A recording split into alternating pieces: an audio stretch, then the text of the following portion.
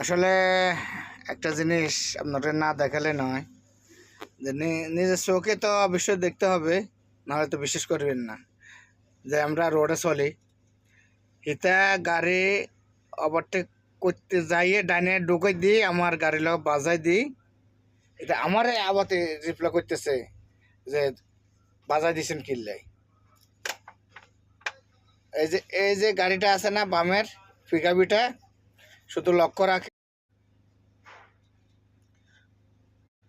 লক্ষ্য রাখেন এই পিকআপটা এই বামেতে চলের দেখবেন হঠাৎ করে ডাইনে দিয়ে আই আর গাড়ির লগে আই বাধা দিব।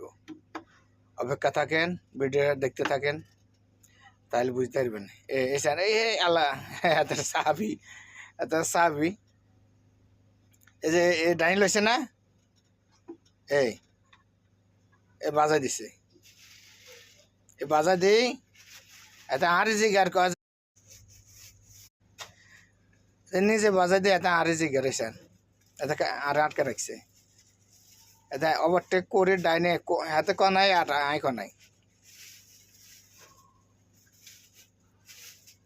ওই এটা আবার আরে দোকাদের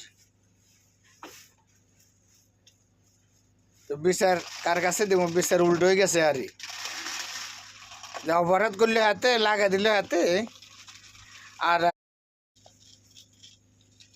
এখন মানে আমার জিগার কিসে কি সমস্যা, আগে কি সমস্যা, তুই গনাই আই গনাই, তোর দাগ গনাই, তুই তো লাইনে নাই। কারণ আর ডাইনে এক দাগ আর বামে এক দাগ, বামে কোনো লাইনে নাই।